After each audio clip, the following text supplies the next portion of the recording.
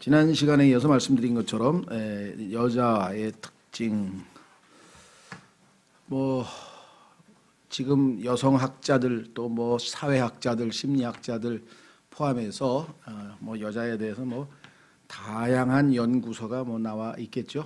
심지어는 뭐 의학적으로도 생리학적으로도 남자와 여자의 차이점이 무엇인지부터 시작해서 뭐 인간적인 그 학문적인 그 분야가 어마어마하게 많을 터인데, 저희는 성경에서 가장 기본적인 원칙을 잘 배워서 특징을 잘 이해해서 남자는 남자, 여자는 여자대로의 그 특징을 충분히 서로 이해하고 그래야 서로 교제하는데 충분히 가만히 될 것이고요. 더더군다나 하나님께서 내리신 심판의 특징에 대해서 우리가 정확하게 이해를 하는 것이 이 땅에서 여전히 예수 그리스도께서 오시는 그날까지 우리가 남자는 남자로서 살아야 되고 여자는 여자로서 살아야 되기 때문에 정확하게 이해를 하고, 구원받지 못한 여자에 대해서도 우리가 충분히 바르게 이해를 해야 되겠죠.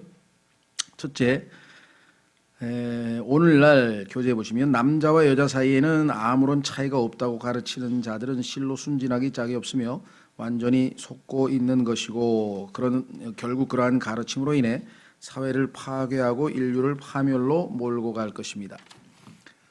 남녀 평등에 대해서는 여러 가지가 얘기했지만 그리스도인들 중에서도 의외로 잘못된 성경 구절을 가지고 그런 주장을 하시는 분들이 더러 계십니다. 자, 확인해 보겠습니다. 갈라디아서 3장 28절에 보면 얼핏 보면 남녀 구별이 없는 것처럼 써 있는 성경 구절이지만 문맥을 우리가 잘 보셔야 되겠죠. 갈라디아서 3장 28절. 갈라디아서 3장 28절. 거기에는 유대인이나 그리스인이 없고 매인자나 자유로운 자가 없으며 남자나 여자가 없나니 너희는 다 그리스도 예수님 안에서 하나이니라. 그리스도 예수님 안에서 하나라고 하는, 즉 구원받은 지체로서의 존재라고 하는 면에서 봤을 때는 남녀 구별이 없는 거죠.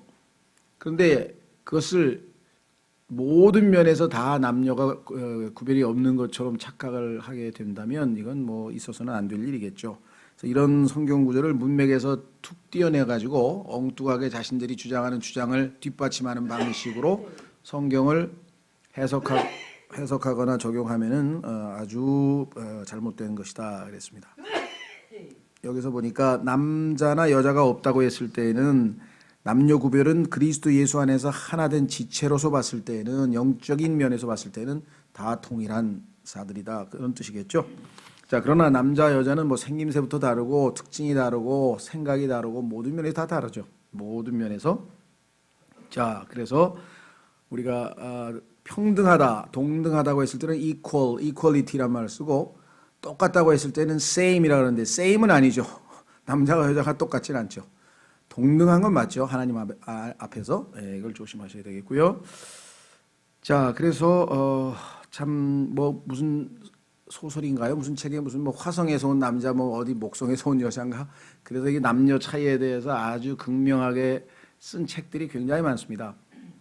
과거에 미국서 오신 그 목사님 한 분이 80이 넘으셨죠. 지금 뭐 이제 80 거의 중반 가까이 가시는 분 같은데, 결혼이 한 60년 되신 것 같아요. 결혼하신 지가. 그런데 저보고 그러더라고. 제가 진작 성경을 알았더라면 좀 여자에 대해서, 여성학을 좀 공부하고 여자에 대해서 좀 알고 이 결혼 생활을 했을 텐데 60년이 지난 오늘까지도 자기 아내가 이해가 안 된다 이게. 아직도 이해가 안 된다. 그래서 그런 얘기를 하시더라고요. 그 자매님도 뭐 워낙 이제 옛날 분이시고 또 성경을 믿는 분이시다 보니까 남편에게 하고 싶은 말도 거의 아마 이제 생략한 채 아마 순종으로 일관되게 살아오신 것 같은데, 순종과 또 자기 견해를 밝히지 않고 그냥 입 다물는 거는 또 별개의 문제거든요. 그래서 저희 부부하고 어떻게 미국으로 돌아가시기 전에 식당을, 그것도 그냥 일부러 간 게 아니라 모셔다 드리러 가는데 시간이 애매모호해서 그냥 저녁 드시고 가시죠 하고 그냥 지나가다가 눈에 띄는 식당으로 들어갔어요. 닥터 로빈슨가 하여간 어딜 들어갔는데 저희가 볼 때는 그냥 평범한 식당인데 그 목사님 자매님 부인께서 보실 때 막 분위기가 굉장히 좋았나 봐요. 아이 평생 처음 와봤다는 거 이런데 80이 되신 분이 그러면서 우리 목사님은 날 한 번도 이런데 안 데려왔대. 근데 자기는 이런 데를 좋아하는데 근데 그거 좋아하고 있다는 자체를 모르고 있는 거지 이 남편. 그런 뭐 비극이라고까지 할 수는 없지만 남녀가 서로를 너무나 모르더라고요. 저도 좀 그런데 무심한 편이어서 그런지 하여간 저희 교회에 똑똑한 자매가 절 찾아오더니 목사님 드린 말씀이 있어요. 뭔 얘기야 그랬더니 몇 년 됐어요. 여자는 3가지면 돼요. 그래서 뭔데 그랬더니 첫째는 무드가 있어야 돼요. 그러냐고. 2번째는 드라이브를 자주 시켜줘야 돼요. 3번째는 선물을 줘야 돼요. 근데 이게 굉장히 실질적인 교훈이더라고요. 이게 여자들이 사실 실제로 좋아하는 거라는 거예요. 근데 이거 없이 그냥 성경만 가르치고 뭐 영적으로 리드만 하려면 안 통하실 거예요. 그런데 맞는 말이에요. 그래서 그거를 무슨 이게 여자를 다루는 방식으로 쓰라는 게 아니라 속성을 이해하라는 거죠. 왜?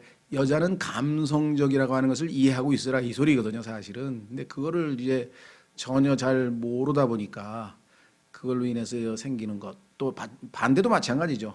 남자들은 이성적으로 납득이 되기 전에는 안 움직이거든요. 감성적으로는 잘 안 움직이는 그런 특징이 있는데 이거 특징을 서로가 충분히 이해를 했으면 커뮤니케이션을 하거나 또 갈등이 생겼을 때 이 갈등 해소에 훨씬 도움이 됐을 텐데 이런 교육들이 사실은 성경을 통해서 얼마든지 이루어졌어야 되는데 그렇지 못했다.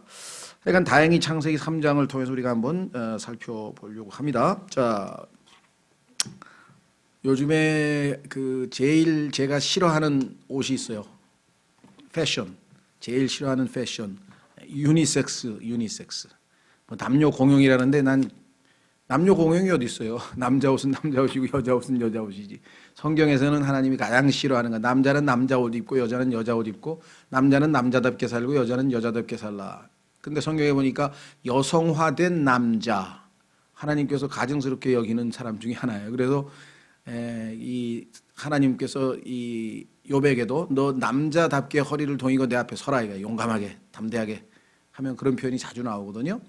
그러니까 하나님이 창조하신 그 특성에 맞는 것을 해야 되는데 왜 오늘날 이렇게 여성화된 남자가 많냐?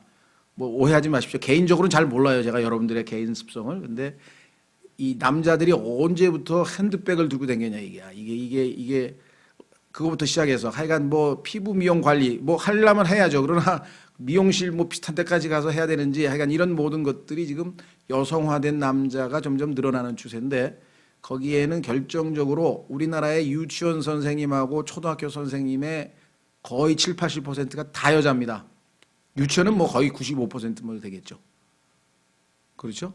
그러니까 어릴 때부터 남자아이들은 남자 선생님에 의해서 남자답게 키워줘야 되는데 이게 전부 다 여자 선생님한테만 배워나와가지고 그래서 이제 국가에서 그런 사회학자들이라든가 심리학자들이 좀 그런 것에 대해서 눈을 떠서 교대 입시에는요 남자들을 30%가까지는 의무적으로 뽑게 돼 있어요. 점수가 안 돼도 여자들이 많아도 일단 남자는 30% 그래서 점수는 안 되는데 그거의 혜택으로 교사가 되는 케이스가 있습니다. 근데 모르겠어요. 중고등학교는 몇 %까지 뽑는데 그러니까 초등학교는 하여간 일단 그런 의무 남자는 몇 %까지 뽑는다는 의무 제도가 있기는 있어요. 그 정도까지로 지금 이 성비 불균형이 있게 되는데요. 자, 다시 돌아옵니다.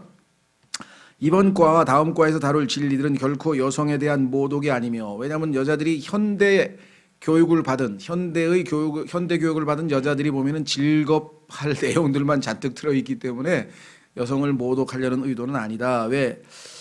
오히려 여성들로 하여금 세상과 육신과 마귀 이게 우리의 영적 전쟁의 대상이잖아요. 그렇죠? 성경에 따르면 우리 그리스도인은 영적인 전쟁을 하고 있는데 세상과 육신과 마귀라고 하는 이 세 영적 대적을 이기도록 돕기 위해서 하나님께서 우리에게 주시는 건전한 성경적 가르침이다. 이렇게 밝혀둡니다. 그랬습니다. 첫째, 동산에서 즉 에덴 동산 아닙니다. 조심하십시오. 대부분의 그리스도인들은 에덴 동산이 동산 이름인 줄 아는데 에덴은 국가 이름이고요. 동산은 그 에덴이라는 국가에 있는 동산이에요. 그래서 성경에 보면은 Garden of Eden이라 그래서 에덴은 성경에 보면은 에덴을 찾아보면 한 서너 번 나와요. 그 보면은 에덴이라고 하는 지명은 보통 아라랏, 그렇죠? 아라랏 산을 꼭지점으로 하고 좌변에 나일강을 꼭지점으로 하고 우변에 유프라테스 강을 꼭지점으로 하는 정삼각형 형태의 땅인데 그게 에덴이고 그것이 하나님께서 아브라함에게 약속하신 땅이에요. 그리고 그것은 솔로몬이 통치 때의 이스라엘의 영토고 예수 그리스도께서 재림하셔서 천년 왕국 때 이스라엘의 영토의 규모가 딱 그렇게 되어 있습니다. 사실은 거기가 에덴이에요. 그런데 거기에 동산이 하나 있었다는 것이죠. 그래서 에덴 동산이라는 것은 동산 이름이 아니라는 것 오해 없으시면 되겠고요. 자, 그래서 동산에서 확인할 수 있는 여자의 본성 세 가지 우리가 성경을 통해서 한번 확인해 보자. 자, 우선 창세기 3장 1절에서 6절까지 해서 한번 여자의 특성을 한번 살펴보겠습니다. 창세기 3장 1절에서 6절인데요. 이제 뱀은 주 하나님께서 만드신 들의 어떤 짐승보다 더 간교하더라. 그가 여자에게 이르되, 간교함은 뭐냐? 남자에게 얘기를 한 게 아니라, 왜? 남자는 논리적이기 때문에 하나님께서 말씀하셨다고 더 이상 대꾸를 안 할 텐데, 그렇죠? 여자에게는 감성적으로 다가가서 참으로 하나님께서 말씀하시기를 너희는 동산의 모든 나무에서 나는 것을 먹지 말라 하시더냐라고 의문을 살짝 던져서 호기심을 유발시켰죠. 여자가 뱀에게 이르되 우리가 동산의 나무들의 열매는 먹어도 되나? 마음대로란 말 벌써 삭제시켰습니다. 동산의 한가운데 있는 나무의 열매에 관하여는 하나님께서 이르시되 너희는 그것을 먹지도 말고 만지지도 말라. 만지지도 말라 하지도 않으셨는데 집어넣었습니다. 지금 성경을 삭제시키고 변개시키고 첨가시키고 그 다음에 너희가 죽을까 하노라. 반드시 죽는다 그랬는데 죽을까 하노라. 뱀과 대화하는 순간에 벌써 하나님의 말씀을 그렇죠? 빼고 더하고 고쳤는데 이것이야말로 최초의 범죄다. 최초의 죄라 이 말이죠. 하셨느니라 하매 뱀이 여자에게 이르되 걸려든 거죠. 벌써 하나님의 말씀을 이렇게 제대로 다루지 못하는 것을 보는 순간 희생물이 된 것이죠. 너희가 절대로 죽지 아니하리라. 요거는 이제 두 가지 해석이 있다 그랬습니다. 절대로 죽지 아니하리란 뜻이냐, 너희가 반드시 죽는 것은 아닐 것이다. 이렇게 번역을 해야 되느냐. 이건 영어 번역상에 두 가지 가능성이 있다는 것만 염두에 두시고, 다섯 번째 5절 너희가 그것을 먹는 날에 너희 눈이 열리고 너희가 신들과 같이 되어 선악을 알 줄을 하나님이 아시느니라. 선과 악을 아는 능력을 갖게 될 것이다. 6절 이미 걸려들었습니다. 여자가 보니 그 나무가 먹기에 좋고, 긍정적인 면만 봅니다. 죄는요 처음에 보면 다 우리에게 좋은 것처럼 보이는 게 죄예요. 처음에 먹기도 좋고 눈으로 보기에 아름다우며 사람을 지혜롭게 할 만큼 탐스러움으로, 맞습니다. 그러나 먹으면 어마어마한 죄의 대가를 치러야 된다는 그 죄의 결과는 얘기 안 해주죠.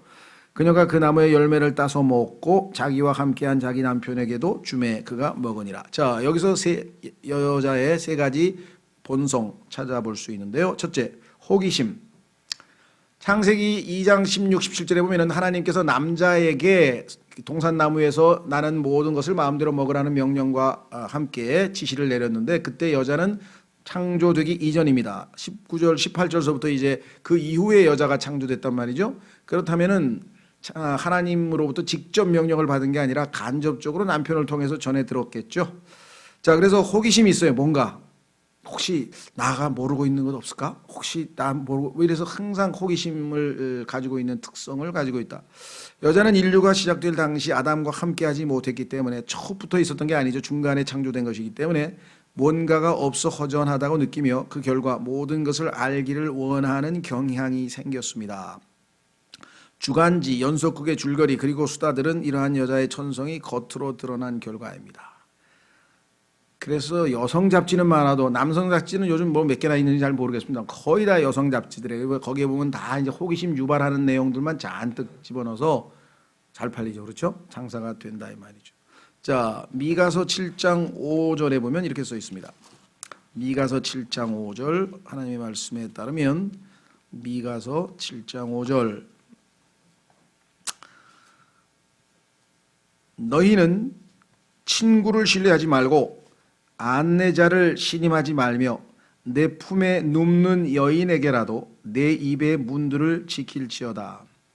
모든 걸 다 얘기해서는 안 된다 이거죠. 대표적인 케이스가 누구였습니까?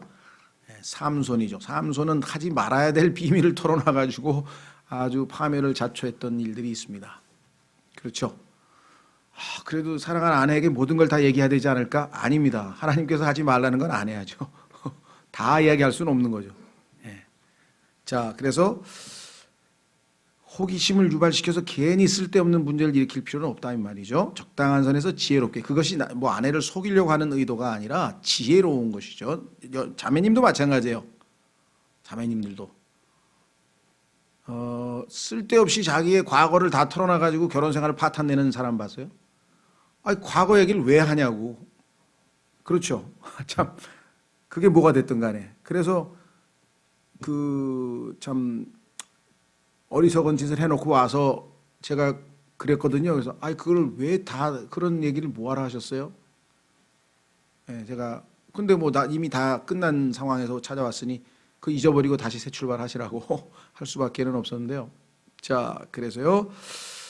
첫 번째 말씀드린 것처럼 호기심이 많기 때문에 속기가 쉬워요. 아기가 접근해가지고 속삭이면은 자꾸 이렇게 빨려 들어간다. 그렇죠? 두 번째, 이거는 부정적인 측면입니다만 알고는 있어야 돼요. 객관적인 팩트이기 때문에. 누군가의 밑에 놓여 있다는 느낌. 자, 여자는 하나님께서 그녀에게 복종하는 위치를 주신 것에 대해서 천성적으로 반감을 품고 있습니다. 왜 남편이 머리고 내가 돕는 배필이냐, 내가 왜 주인공이 아니고 조연이냐라는 것에 대해서도 역시 불만이 있는데 어떻게 할 수 있습니까? 하나님께서 언제 만지지도 말라는 말씀을 하신 적이 있습니까? 그런데도 불구하고 마음속에 있던 불만이 거기서 튀쳐나오는 거죠. 하나님이 먹지도 말라 그러고 만지지도 말라 그랬다는 얘기는 지금 마음에 불만이 있다는 것을 지금 간접적으로 보여주고 있는 것이겠죠. 그래서 이건 내적 불만이 있다는 것을 보였습니다. 미국에 보면은 밥 존스 유니버시티라 해가지고 우리나라에는 뭐 김장환 목사님이라든가 이런 분들 그러니까 미국에서는 비교적 건전한 이 근본주의 신학교 중인데 지금은 많이 좀 변질됐습니다만은 아버지 때, 즉 밥 존스 시니어가 총장 창설했을 때는 굉장히 건전했는데 그 이후에 피터 로크만 박사도 거길 졸업했죠. 근데 이 밥 존스 주니어, 그다음에 밥 존스 3세, 지금 4세인가까지 내려왔는데 대를 이어서 지금은 뭐 굉장히 많이 변질됐다고 해요. 어쨌거나 하여간 우리나라에도 그 분교가 있는데 그 밥 존스 대학교의 총장, 초대 총장이었던 밥 존스 시니어가 이야기한 그 일화가 있어요. 신학교이다 보니까 미국은 킹제임스 성경 쓰는 그 근본주의 신학교는 다 학교에 규칙이 있습니다. 그 규칙 중에 하나가 뭐냐면은 자매님들은 무릎 이하의 무릎 아래에 내려오는 치마를 입고 다녀야 한다. 이게 규정 중에 하나 있어요. 그러니까 어떤 자매가 그걸 딱 읽어보니까 좀 마음에 안 든 거지. 아니 왜 여자에게는 복장에까지 간섭을 하느냐. 아마 이렇게 생각이 됐던 것 같아요.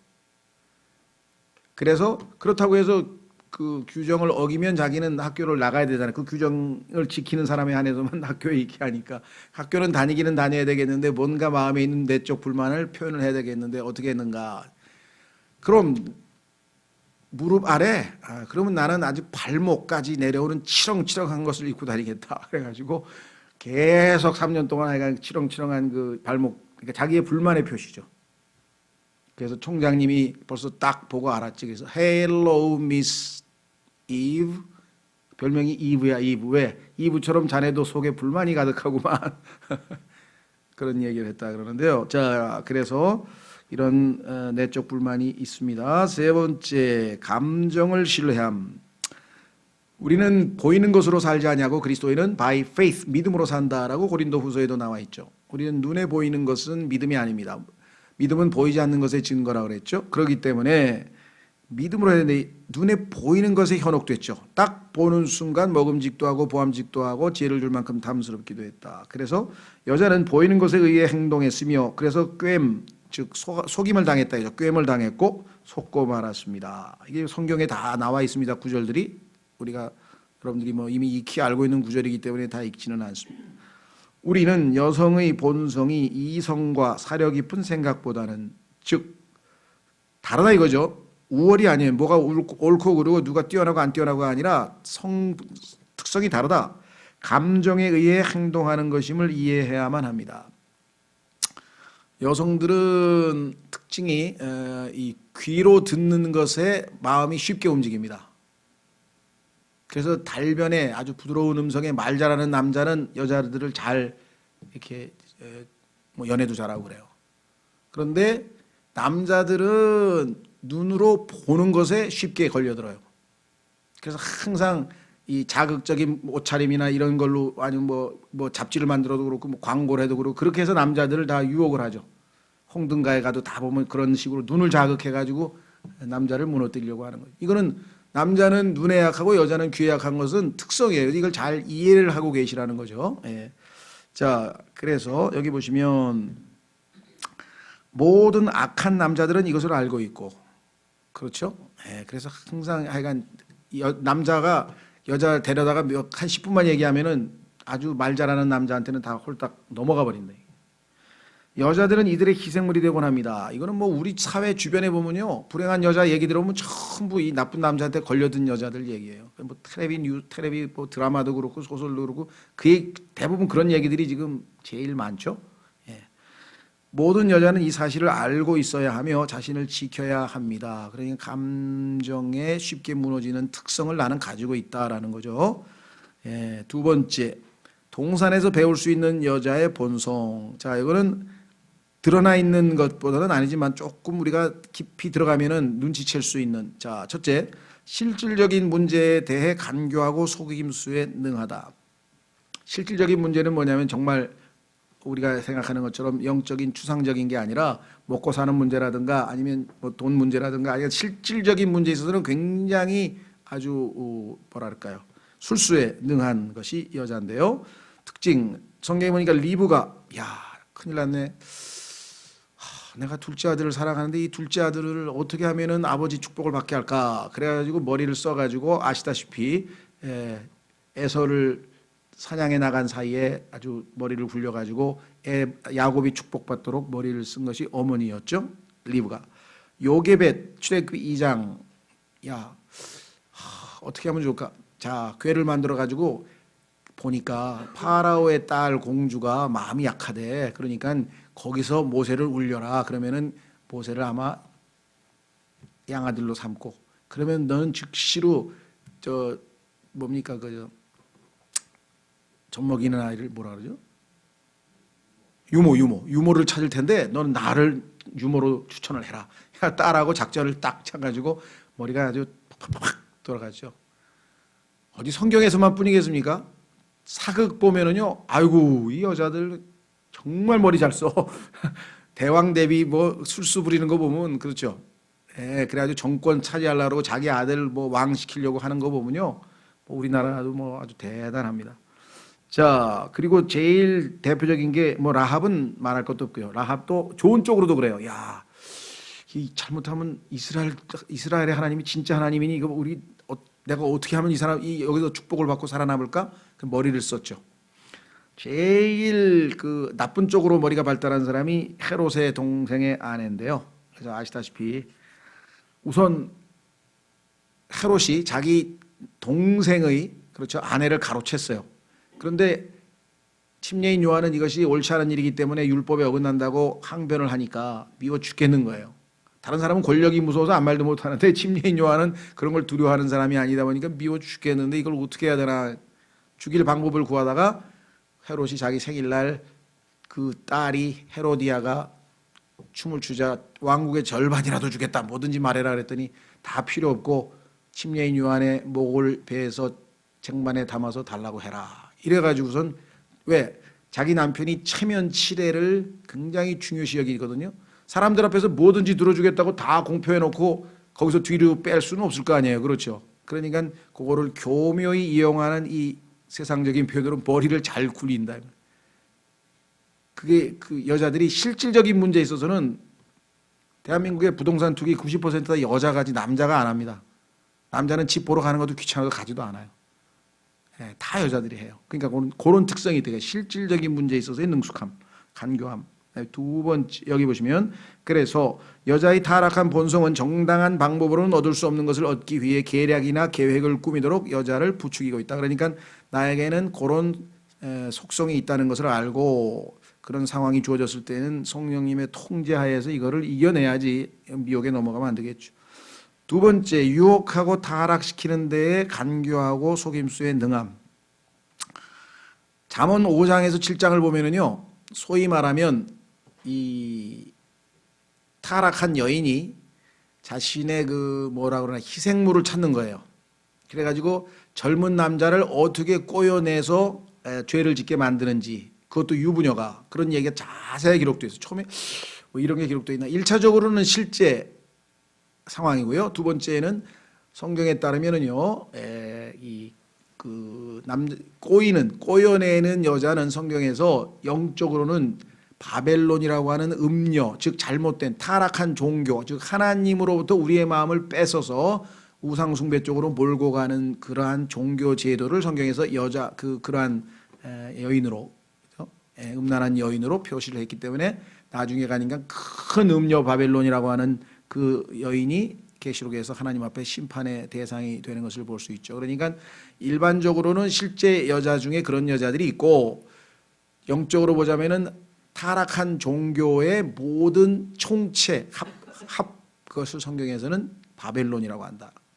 그래서 여기 보시면은 5장에서 7장은 에덴의 동산에서 있었던 사건에 있어서 뱀이 여성의 특성을 얼마만큼 잘 파악하고 있는지를 자세히 보여줍니다. 그러니까 여자를 먼저 속여서 자기의 수하로 삼은 거죠.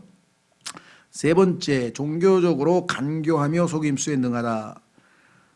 사탄에 의해 속아서 전적으로 사탄적인 교리에 합류하는 자들을 두고 성경은 그들이 창녀들의 어미에게 속았다, 이렇게 성경에 써 있어요. 그러니까 참 진리에서 우리를 벗어나게 해서 이단으로 끌고 가는 사람들이 있죠. 우리 주변에도 보면은 뭐 무슨 이만희, 뭐 안상홍, 그다음에 또 뭐예요? 요즘에는 최근에는 뭐 최태민, 뭐 하여간 많아요. 하여간 뭐 이상한 대로 끌고 가는 사람들이 지금 어마어마하게 많은데 거기에 여자들이 많이 들어 있습니다. 서양에서도 보면은 종교, 소위 말하면 그 종교 창시자라든가 그다음에 은사주의 운동을 아주 시작했던 사람이라든가 이게 전부 다 여자들입니다, 이게. 그죠? 자, 그래서 이세벨에 의해 미혹되었다라고 예수님께서 2장 20절에 말씀했죠. 그러니까 이세벨은 거짓 종교를 예표하는 여인인데요. 왜 그들의 교회가 성모 아워 레이디와 관련된 이름을 가지고 있는지를 조차 모르고 있다고 말씀합니다. 그래서 예수 그리스도 대신에 성모 마리아가 그들의 숭배의 대상이 되어버린 그 종교 역시 큰 음녀 바벨론이라는 칭호를 성경에서 받는 거죠. 그래서 알렉산더 히슬롭이라고 하는 유명한 영국의 목사 한 분께서 자신의 인생을 거의 다 바쳐서 두 바벨론이라는 책을 썼는데요. 제가 보니까 하나님께서 도와주시지 않았으면 어떻게 그런 책을 쓸 수 있을까 할 정도입니다. 그러니까 이분은 마음에 부담이 생긴 게 뭐냐면, 영국은 아시다시피 헨리 8세라고 하는 사람이 자기가 결혼한 카톨릭 왕비와 이혼을 하고 새로 결혼을 하려고 하니까 교황이 적극적으로 반대를 하고 허가를 안 해주죠. 왜? 당연히 지금 카톨릭 왕비하고 이혼을 하려고 하는데 교황이 그걸 허락해 줄 리가 없죠. 그래서 자신이 스스로 카톨릭에서 나와서 영국 교회를 독자적으로 만들게 됩니다. 앵글리칸 처치를 만들어 가지고 이혼을 감행했죠.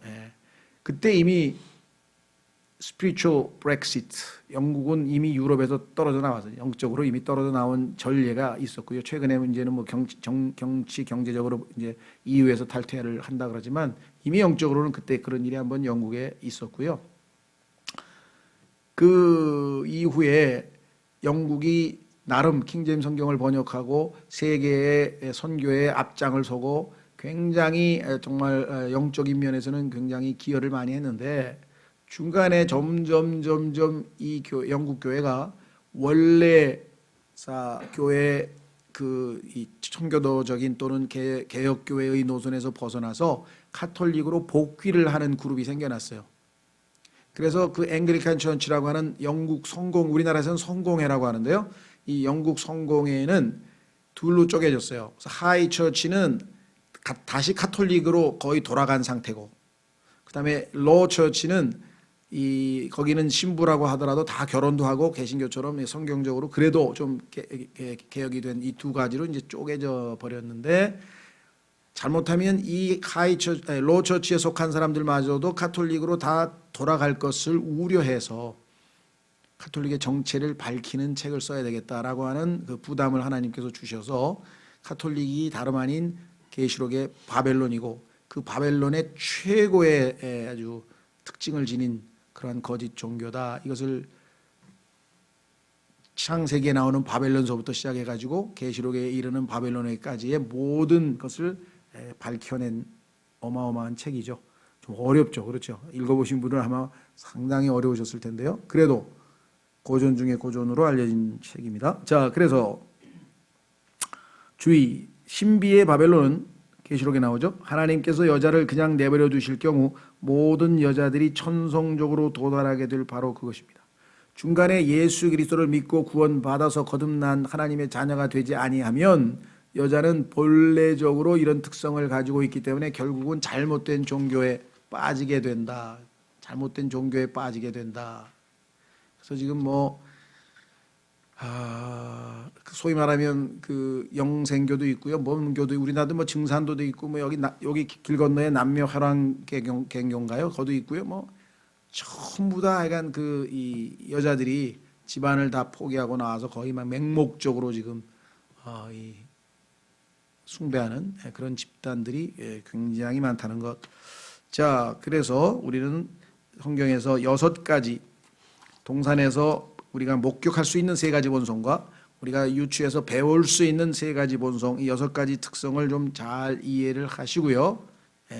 우리가 자매님들은 당연히 이 말씀을 통해서 자기 스스로를 지키고 해야 되겠고, 또 주변에 영적 그 방황을 하거나 빗나가는 사람들을 우리가 도우려면 이런 특성들을 우리가 좀 잘 알고 있어야 되겠다, 그런 뜻입니다. 자, 2번째 주제는요, 또 상당히 심각한 주제인데, 여자에게 내려진 심판에 대한 얘기입니다. 자, 창세기 3장으로 가보겠습니다. 하나님께서 내리신 저주 가운데 이제 여자에게 해당되는 내용을 살펴보려고 합니다.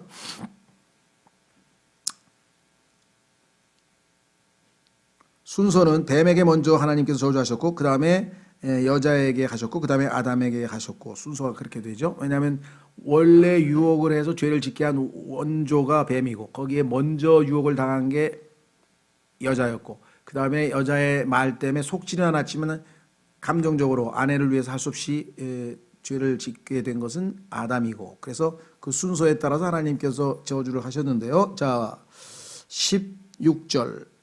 여자에게 이르시되, 하나님의 저주의 내용을 보겠습니다. 내가 내 고통과 수태를 크게 늘리리니 내가 고통 중에 자식을 낳을 것이요 또 너의 열망이 내 남편에게 있겠고 그가 너를 다스릴 것이니라 하시고.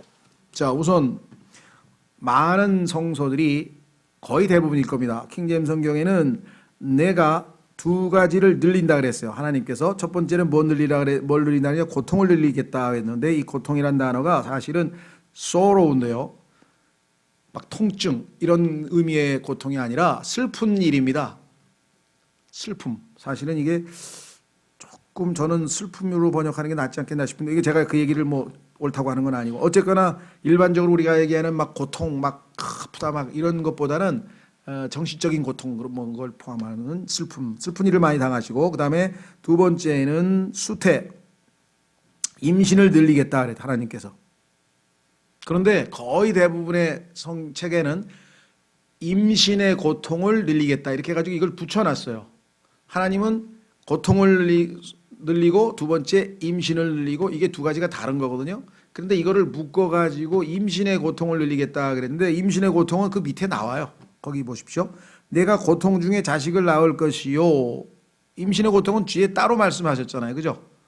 그러니까 3가지인데 이것을 사람들은 2가지로 축소시켜가지고 정말 중요한 하나님께서 지적하신 사항을 놓치고 있습니다. 킹제임스 성경만이 정확하게 짚어내는데요. 자, 거기 설명을 보겠습니다. 42페이지. 목회를 하다 보면은 이제 상담을 많이 하게 되는데 한번 해외에서도 걸려오고 지방에서도 걸려오고 보면 다 슬픈 처지에 놓여 있는 여인들 얘기예요. 여자들 그 고통당하는 거 들어주다 보면요, 어떻게 그런 일을 당할 때까지 그러고 있었나 싶을 정도로 참 안타까운. 얼마 전에는 전화가 와서 목사님 설교를 몇 개월째 듣고 있습니다. 아, 그러십니까? 그냥 갑자기 우는 거야. 아, 왜 그러십니까? 전화로. 저 기소선 출신이네요. 기소선 출신이네. 근데 기소선에서 결혼하라 그래가지고 싫은 남자하고 할 수 없이 했다는 거예요. 목사가 명령해가지고. 에? 싫은데 왜 했어요? 그때 시켰어요. 그게 순종이라고 배웠어요. 그래가지고 했는데 결혼하는 날부터 불행해졌다. 이게 20년 동안. 그래가지고 지금 끝내려고 그러는데 끝내도 되는 겁니까? 그런 물어보는 거예요. 뭐라고 답변을 해야 될까요? 참 난감해요. 그렇죠? 성경에는 일단 부부가 되면은 끝내려면은 세 가지 조건 이외에는 안 돼요. 남자가 여자를 버리고 도망을 쳤거나 집을 나갔거나, 둘째는 남편이 죽었거나, 셋째는 남편이 부정을 저질렀거나. 그 세 가지 이외에는 일단은 그럼 폭력은 안 됩니까? 그거는 이제 케이스 바이 케이스예요. 성경에는 폭력에 대한 얘기 없어요. 일단은 참 안타깝죠. 어쨌거나 그래서 여기 보시면 많은 고통. 여러분은 모르겠습니다만 사회적으로 드라마를 봐도 그렇고 소설을 봐도 그렇고 영화를 봐도 그렇고 다 상식적으로 알 수 있는 얘기인데 사역을 하는 사람은 특히나 그렇습니다. 불행을 겪은 여자들이 너무너무 많아요. 하나님 말씀대로 있죠. 여기 보시면 하나님께서 여자에게 많은 슬픔을 늘리겠다 그랬는데 이 구절을 오해하여 마치 출산의 고통이 이 심판의 결과인 것으로 오해하는 분들이 계시지만 실은 그렇지 않습니다. 이 구절과 출산의 고통은 별개입니다. 출산의 고통은 더 세 번째 나와 있죠. 현대의 정신과 의사들에게 알려져 있지 않지만 우리들은 이 말씀을 통해 어째서 남자가 여자보다 더 자주 그리고 더 심하게 눈물을 흘리고 두려워하며 고통을 당하고 마음이 아파하는가를 이해할 수 있습니다. 아프리카에 가보십시오. 불행한 여인들 시리아 지금 우리나라는 그래도 요즘에는 그렇게 불행을 겪는 여인들은 별로 없는 것 같아요. 반대인 것 같아요. 요즘은 우리나라 여자분들이 더 세가지고 남자들 다 내쫓고 어떻게 더 득세하는 것 같은데 전반적으로 세계 전체 퍼센테이지를 보면 불행한 여자가 어마어마하게 많아요. 인도 보세요. 인도 뉴스를 보면 아휴 정말 자매님들 대한민국에 태어난 걸 감사하게 되니까 인도에서 그 여자들의 그 인권이라는 상상을 초월해 그렇게 취급을 하더라고요.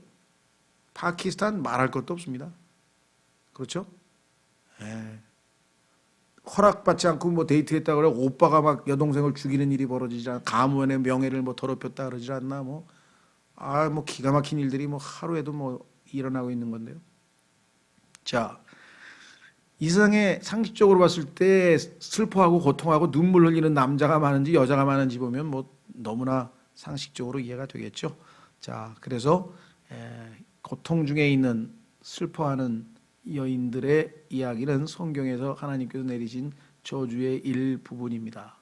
구원받았다고 하는 것은 이 저주로부터도 벗어날 수 있는 것이겠죠. 두 번째, 많은 임신. 자, 하나님께서 임신, 컨셉션을 늘리겠다는 얘기는 또 뭐냐? 두 가지가 있어요. 근데 제가 볼 때는 두 번째, 해석을 하는데 두 가지 가능성. 첫째는 여러 명을 동시에 잉태하는 것은 하나님의 의도가 아니었으며 한 번에 한 명 이상을 잉태하는 것은 이 심판의 결과. 그러니까 두 쌍둥이, 세 쌍둥이 이것은 그런 의미다. 그런데 제가 볼 때는 이건 잘못 짚은 건데요. 성경에 보면은 쌍태 둘을 할 때 하나님께서 축복으로 간주하고 있는 내용들이 성경에 여러 번 나옵니다. 제가 볼 때 첫 번째는 좀 잘못된 해석이고요. 오히려 두 번째죠. 둘째, 타락 이전에는 다른 동물처럼 여자도 아이를 낳는 시기가 정해져 있었다는 것입니다. 어느 것이 옳은지 단정짓기는 어려울 것 같습니다. 이 책을 쓰신 분은 둘 중에 하나지만 단정하기는 어렵다 했는데요. 두 번째가 저는 당연히 맞는다고 생각하는데, 아시다시피 원래 하나님께서 죄를 지은 인간이 죽기 때문에, 한 번 죽는 것은 사람들에게 정해진 것이기 때문에 그 생명을 이어가기 위해서는 이제 이 생식을 통해서 자식을 낳아야 되는데 짐승의 경우에는 동물의 경우에는 시기가 있어요. 짝짓기를 하는 시기가 다 정해져 있어요. 1년에 한 번 어느 때 그 시기가 되면 그런 그 환경이 조성이 되고 그래서 자연스럽게 이 때를 이어가서 그런데 이 인간의 경우에는 아마도 처음에 타락 이전 창세기 3장의 타락 이전에는 아마 그와 같이 때가 있어서 정상적으로 그렇게 됐을 텐데 지금은 1년에 한 번이 아니라 이 사람의 경우에는 매달 이 배란기가 있어가지고 매달 그렇게 되죠. 그러니까 굉장히 불편하고 힘들고 고통스럽고 그래서 이 문제가 이 뭐 여성 문제에 있어서 가장 심각한 문제 중에 하나입니다. 성경에 보면 여자들의 그 이 생리의 경우에도 sickness라 그랬어요. 병이라 그랬어요. 병, 아프다. 그래서 생리통이라고 하는 너무나 자연스러운 겁니다. 왜? 성경에서도 그 아픈 거라 그랬거든요. 자, 그 다음에 소위 말하면은 그리스도인들 중에는요, 그 아주 보수적인 그리스도인 중에는 뭐라고 그러나요? 피임, 인공적인 피임은 성경적으로 옳지 않다. 생기는 대로 다 낳아야 된다. 이렇게 또 가르치는 데도 있어요. 그게 이제 성경적 가르침이냐? 얼핏 보기에는 하나님께서 주신 아이를 인공적으로 안 낳는다는 것은 옳지 않은 거 아니냐 이렇게 생각하는 경우가 있을지 모르지만 그거는 인간적인 생각입니다. 성경에 따르면 하나님께서 히브리서 13장에서 혼인에 대해서는 honor, 존중하겠다 이렇게 얘기했어요. 그러니까 부부간에 있어서의 자식을 하나 낳을지 둘 낳을지 셋 낳을지 뭐 안 낳을지 이 문제에 관한 한 하나님은 개입하지 않으시겠다는 것이에요. 존중해 주겠다는 거예요. 부부관계에 있어서 일어나는 모든 일은. 그래서 꼭 어떤 이 인공적인 피임을 비성경적이고 하나님의 뜻을 어긴 것이다 이렇게 주장하는 것은 제가 볼 때는 오바고요. 그렇게 가르치는 제일 그거를 아주 강력하게 제일 가르치는 교회가 가톨릭 교회예요.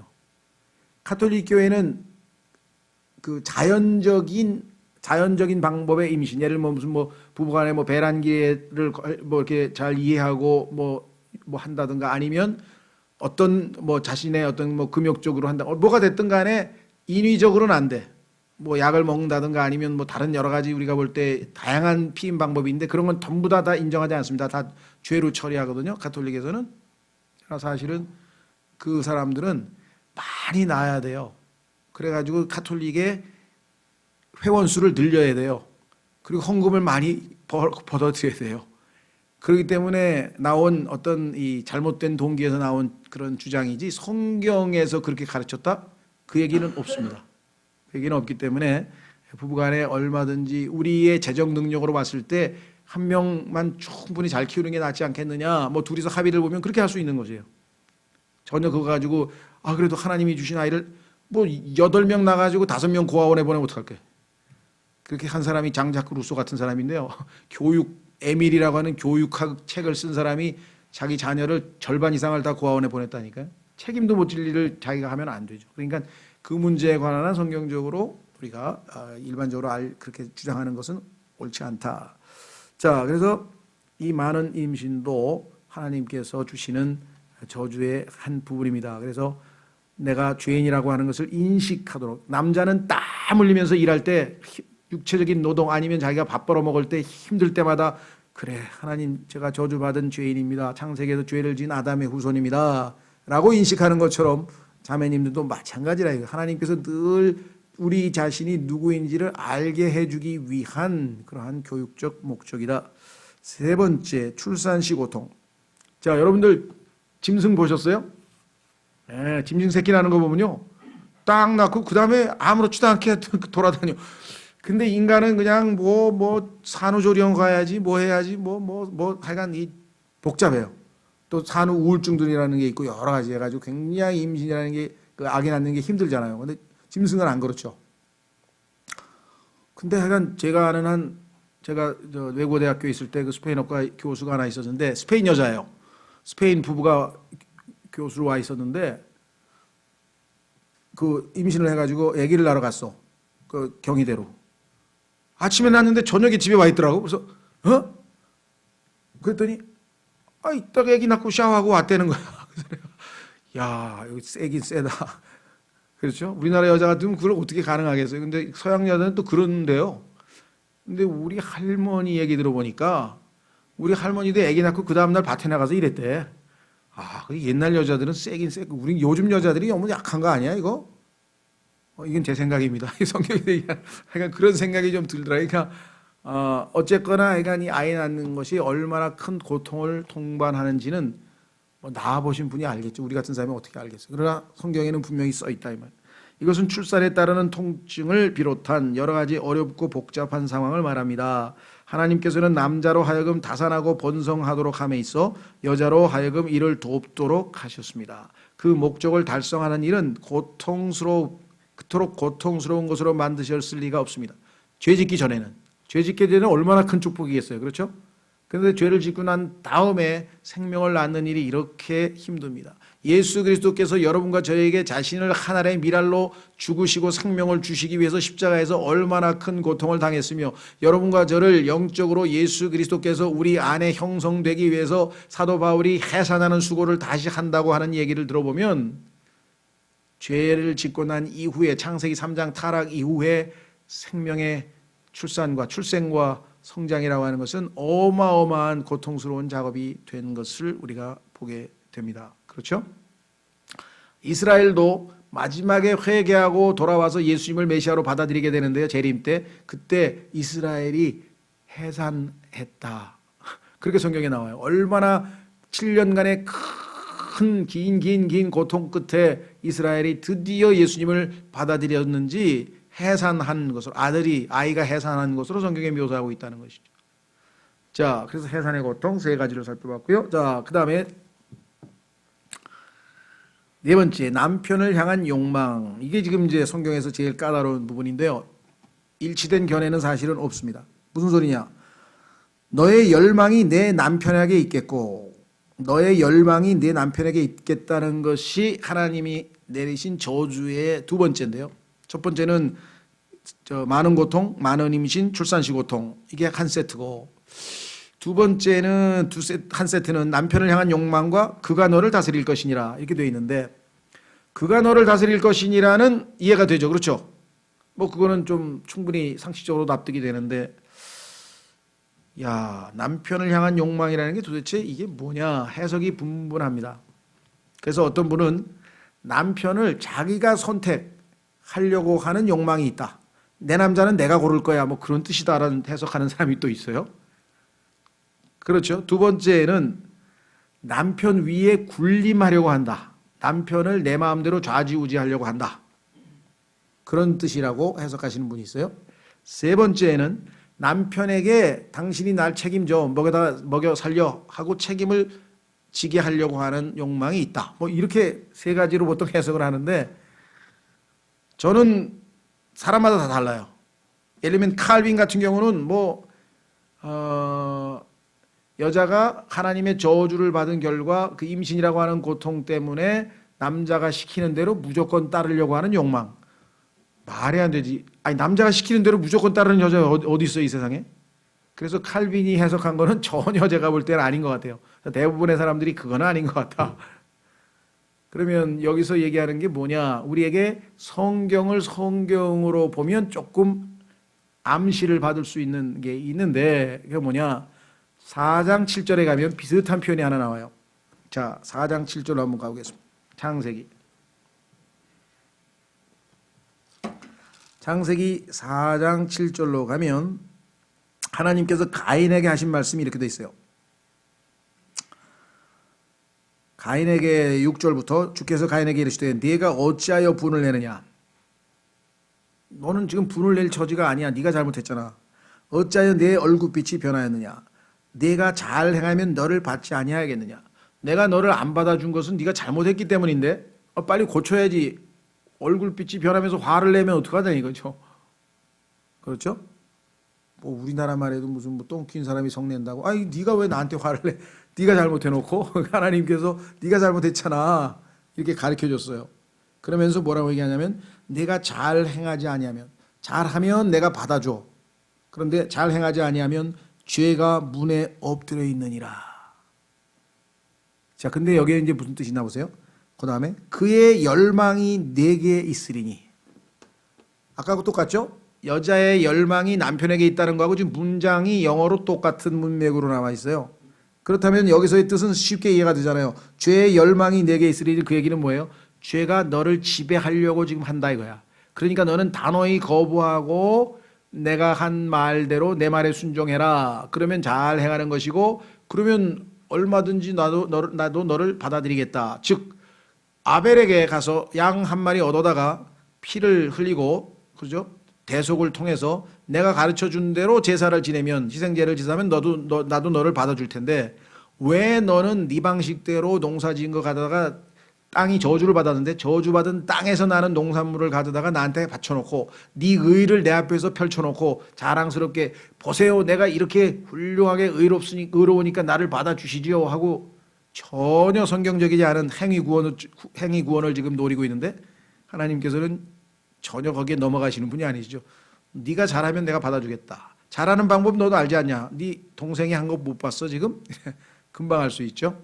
자, 그래서 그의 열망이 내게 있으리니 너는 그를 다스릴 것이니라 라고 한 것을 보면 무슨 뜻이겠습니까?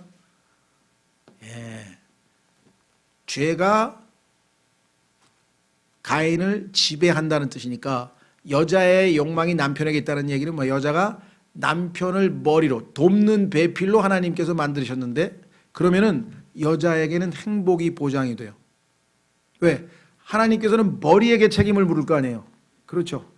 책임은 남자가 지니까. 그런데 여자가 머리 역할을 해가지고 남자를 지배하게 되면은 그건 불행을 자초하게 되는 거잖아요. 그렇죠? 그래서 지금 그렇게 되면은 저주에 해당된다. 그래서 그렇게 해서 목적이 과연 달성되냐? 남자들이 얼마나 또 터프한데요. 안 넘어가요. 그래가지고 남자가 너를 다스릴 것이니라. 네가 원하는 대로 안 된다 이 말이에요.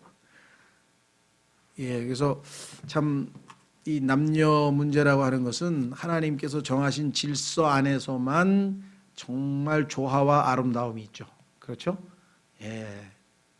특히나 세상에 있는 사람들이야 뭐 가치관이 다르니까 어쩔 수 없지만, 예수 그리스도를 믿고 하나님의 자녀가 된 사람들은 하나님께서 가르쳐 주신 그 매뉴얼에 따라 가정을 잘 이루어 가면 책임은 하나님이 지시는 거예요. 그렇죠? 자, 그래서 우리는 이 두 가지 문제를 우리가 확인을 해봤는데요. 자, 교재를 통해서 한번 살펴보겠습니다. 남편을 향한 욕망, 타락의 결과 모든 독립성은 상실되었습니다.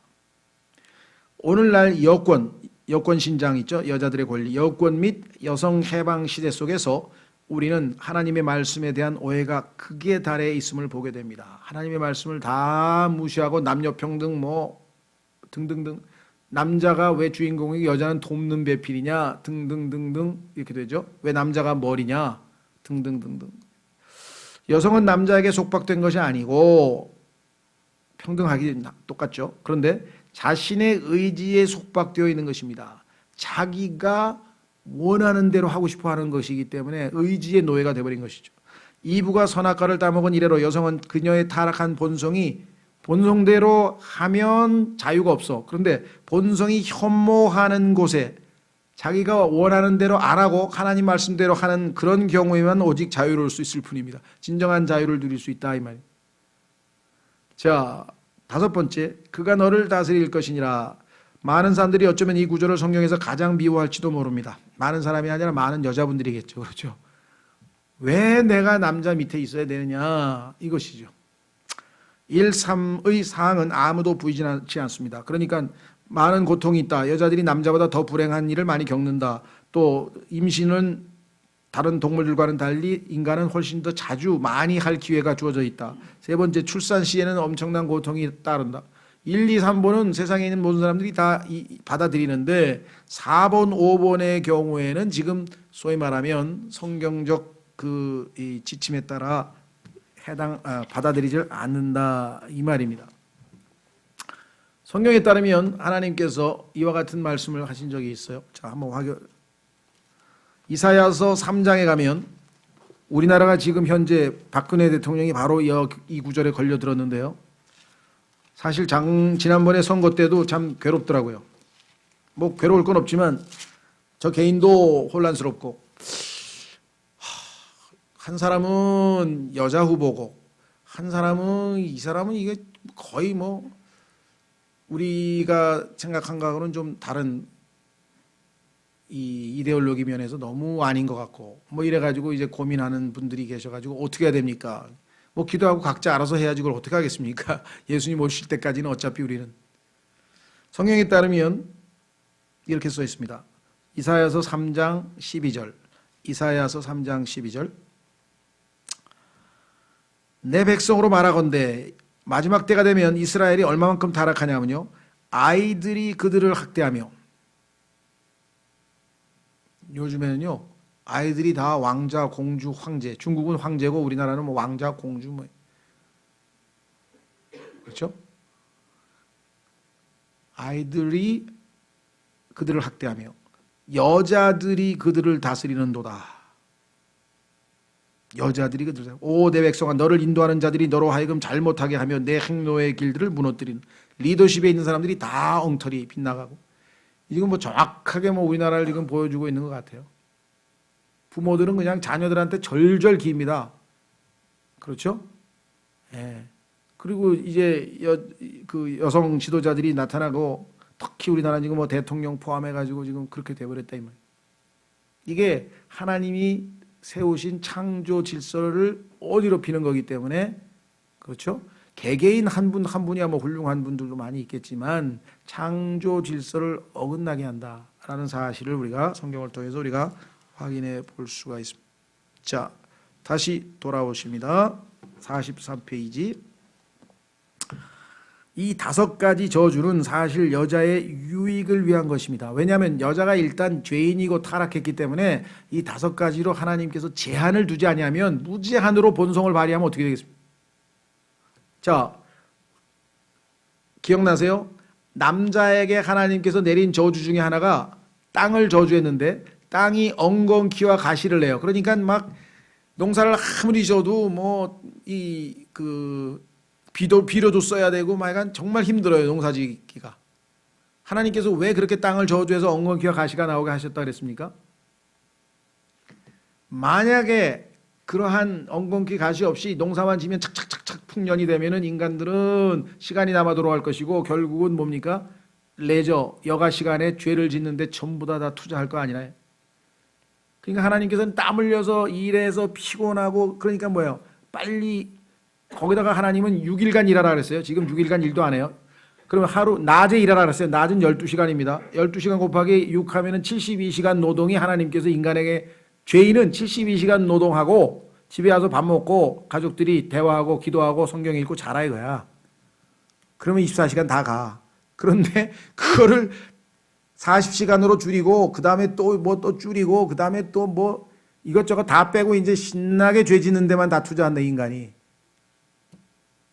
하나님께서는 인간을 알기 때문에 땅이 창세기 3장 이전과 이후에는 완전히 달라졌다는 것이죠. 그런 면에서 봤을 때 여자들도 이런 저주를 통해서 하나님은 더 이상 더 많은 죄를 짓지 않도록 지금 보호하기 위해서 제한을 두었는데, 이것을 곡해하면 안 된다 이 말이죠.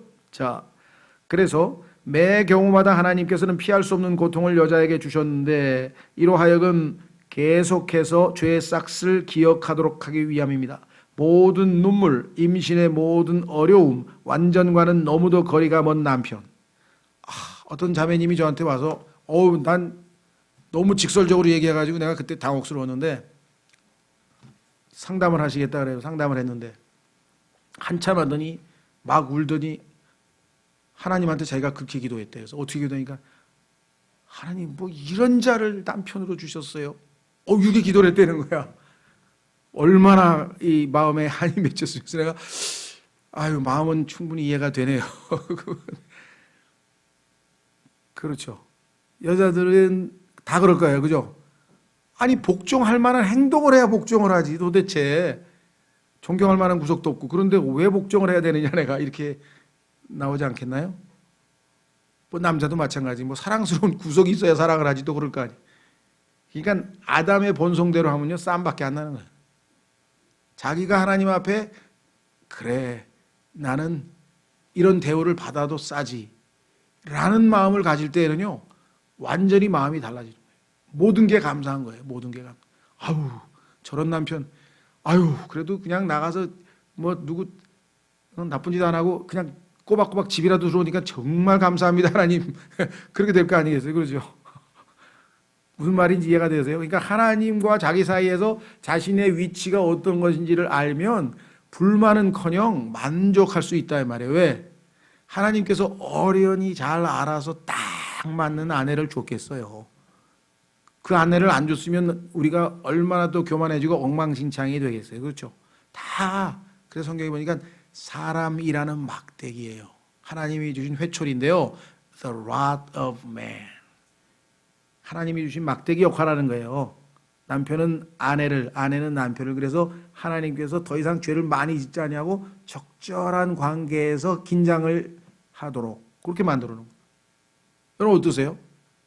저의 기도는 90%가 부부관계에서 안 풀릴 때 하는, 나머지는 잘 풀릴 때는 기도할 필요가 없어. 그렇잖아요. 그죠? 근데 여긴 대화가 안 돼. 이게 막혀. 그러면 이제 답답해서 어떻게 할 도리가 없어. 뭐밖에, 기도밖에 할 게 없어. 기도밖에. 그렇잖아요. 하나님이 만드셨으니까 하나님이 왜 이럽니까? 이해가 안 갑니다. 제가 중매쓸 때, 제가 주례할 때도 그랬잖아요. 아내한테 하나님께서 복종하는데 왜 복종 안 해? 이거 하지 말고 아내에게 하나님에 대해서 설명하지 말고 하나님께 아내에 대해서 설명하래요.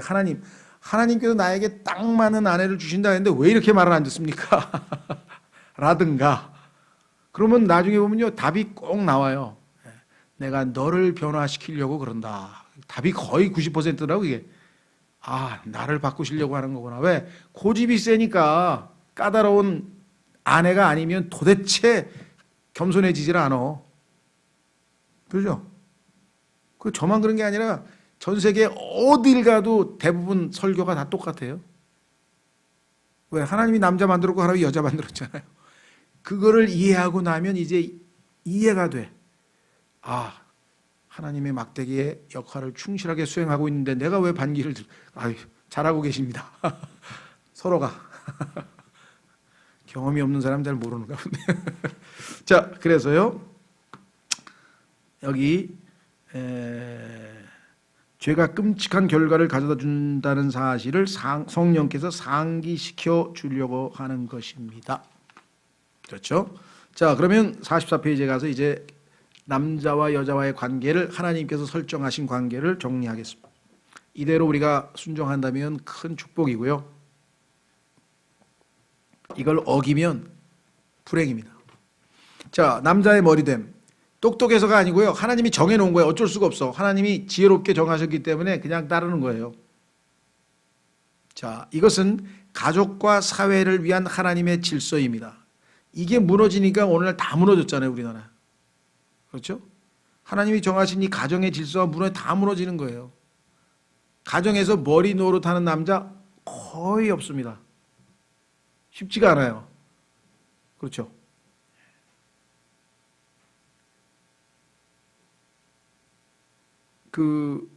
오죽하면은 미국 목사님이 하신 설교를 들은 것 같아. 내가 들은 그 에피소드가 어디 있죠? 셋째 하늘에 가서 이제 딱 천당에 이제 들어가려고 새 예루살렘에 들어가려고 딱 휴거된 사람 줄 서 있는데 베드로가 탁 나오더니 하나님께서 시키신 대로 가정에서 머리 역할을 충실히 하신 분 오른쪽으로 다 쓰세요. 남편들. 부인이 시키는 대로 평생 살다 오신 분 왼쪽으로 쓰세요. 전부 왼쪽으로 써. 전부. 전부 다. 근데 갑자기 한 사람이 아차 그러더니 오른쪽으로 가더라는 거야. 그래서 아이고 형제님 한 분만 성경대로 사셨군요. 아닌데요. 아, 왜 아니에요? 우리 집사람이 이쪽으로 쓰라 그랬어요. 아, 그러셨어요. 그만큼 우리는 하나님의 말씀에 정상적으로는 순종이 안 돼요. 그러니까 믿음으로 해야죠. 그렇죠? 자, 그래서 두 번째, 이 질서는 그리스도와 그분의 교회의 관계를 보여줍니다. 베드로 뭐라 그랬습니까? 주님께서 십자가를 지고 가야 되겠다 그랬더니 주여 안 됩니다.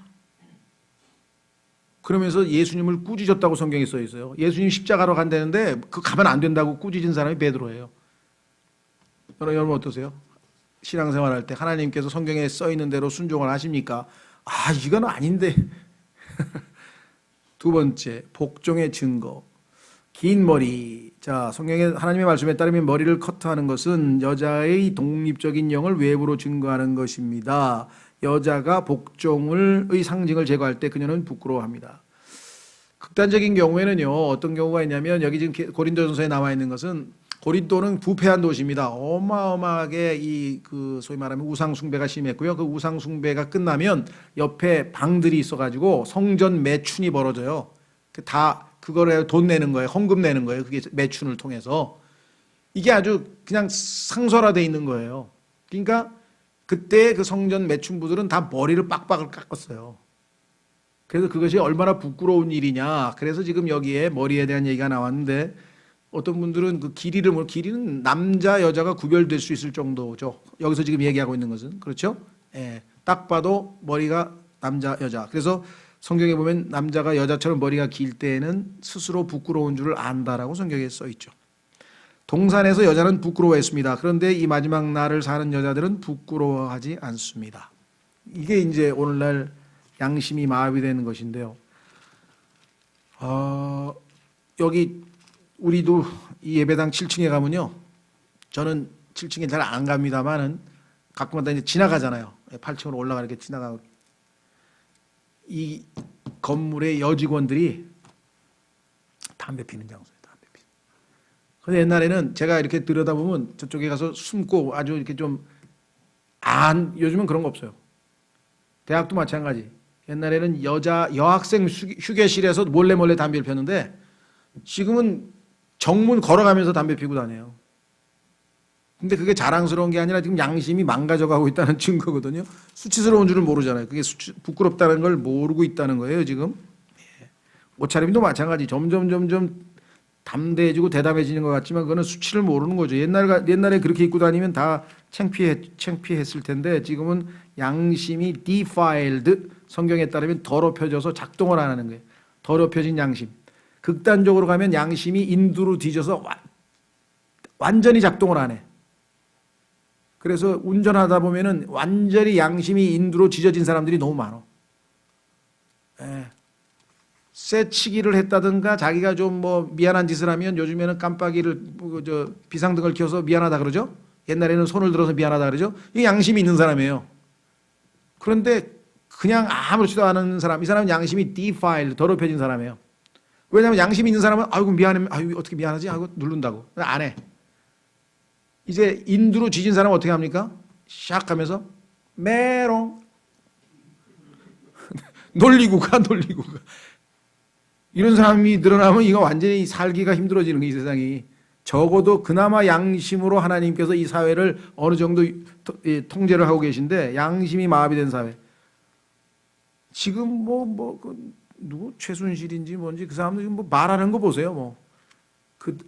그러니까 지금 진행되는 내용을 보면 이 사람들이 양심이 있는 건지 없는 건지 도대체 무조건 아니래. 난 모르는데 자기가 셀카 찍어가지고 올려놓고서는 이거 내 거 아니래. 그럼 누구 거예요? 자기 딸 이름 거기 있고. 하여간 참 어디 갔어? 스바냐 3장 5절. 지금은 양심이 마비된 사회여서요. 정말 살기가 힘듭니다. 옛날에는 그래도 사람들이 부끄러워하잖아요. 창피스러워 하잖아요. 부끄러워하지 아니하고 창피스럽지 아니한다는 것은 지금 양심이 더럽혀졌다는 얘기죠. 스바냐 구약성경 끝에서 네 번째. 자, 스바냐 3장 5절에 보면은요.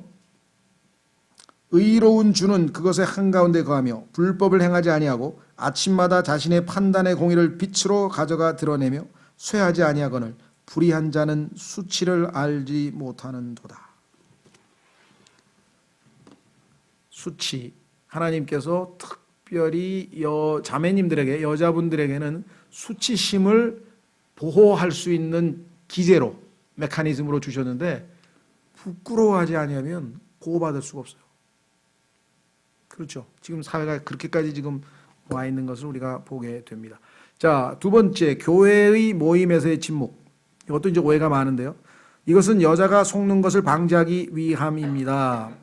성경에 써 있죠. 여자가 먼저 속았다. 아담은 안 속았다. 그녀가 에덴 동산에서 타락한 것은 그녀가 아담의 권위 하에서 벗어난 결과입니다.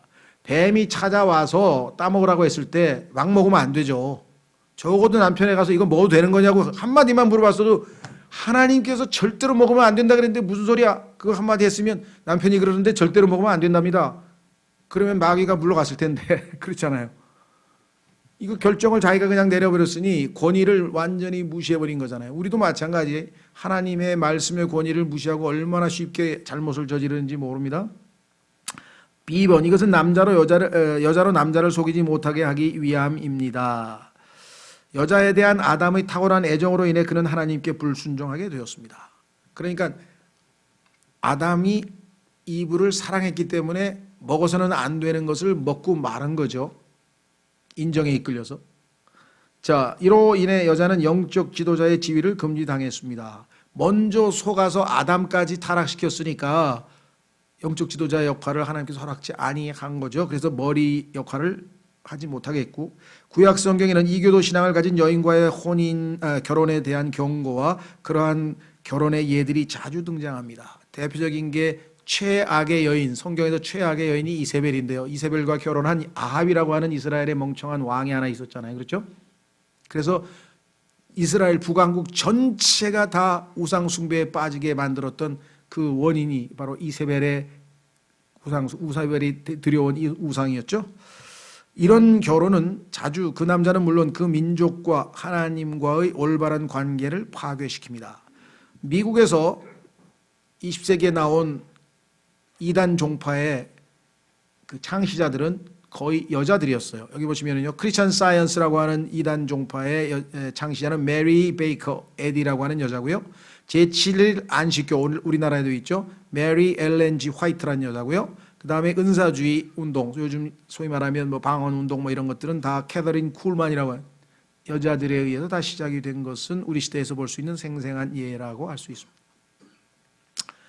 자, 그 다음에 이제 주의를 두 가지 보겠습니다. 이것은 이제 성경 해석에 있어서 여러분들이 성경을 읽다가 천사와 여자들이 머리를 가리는 것과 이게 무슨 관계냐. 자, 주의, 머리를 커트하는 것은, 머리를 잘라서 다 머리가 드러나게 하는 것은 천사들과의 관계에 있어 여자의 권능을 빼앗아 갑니다. 이 이상한 말씀은 왜 이상하냐? 아니, 여자가 머리를 짧게 하는 거하고 도대체 천사를 심판하는 거하고 무슨 관계냐? 자, 그것은 고린도전서 6장 3절을 잘 상고해 보면 이해할 수 있습니다.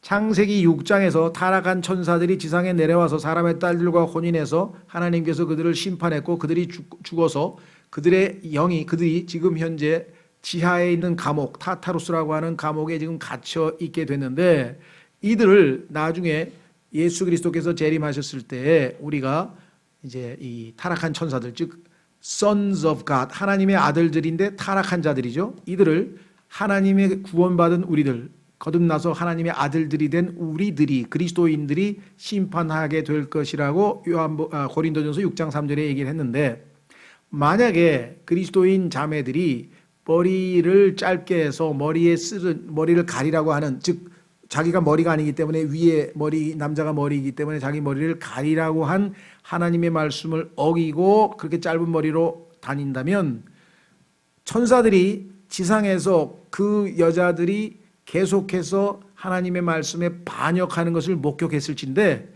그 천사들을 어떻게 담대하게 심판할 수 있겠느냐, 그런 뜻입니다.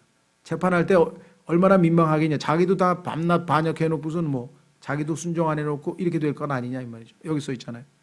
그래서 큰 흰 왕좌 심판 때 교회는 반역한 천사들에게 최후의 심판을 선언할 것입니다. 왜냐하면 우리는 구원받은 하나님의 아들들이고 이들은 반역한 하나님의 타락한 아들들이죠. 그런데 인생을 사는 동안 반역 가운데 살아가는 모습을 천사들에게 보였던 그런 여자는 그 무시무시한 준엄한 날에 천사들에 대한 심판을 선언할 권능이 없게 될 것입니다. 자격이 박탈된다 이거예요. 재판관으로서의 자격이 박탈된다 이 말. 그렇죠? 예. 지금 뭐 우리나라도 그 특별 검사를 한 해 만에 그런 얘기를 하고 있는데요. 특별검사를 박근혜 대통령이 임명하게 돼 있어요. 현 법이. 그러면 그 특검의 대상이 돼야 될 사람이 임명하는 특검 그 얼마나 앞뒤가 안 맞아요. 그러니까 지금 야당들이 안 하려고 하는 거예요. 해봐야 소용없다 이렇게 되는 건데요. 주의. 요거는 우리가 이제 영어를 조금 이해하시면 하나님께서 참 이 진리를 나름 이 언어에다가도 이렇게 숨겨 놓으셨구나. 하나님께서는 오늘날의 여성 해방자들에게 그들의 본래 모습을 인간의 언어 속에 숨겨 놓으셨습니다.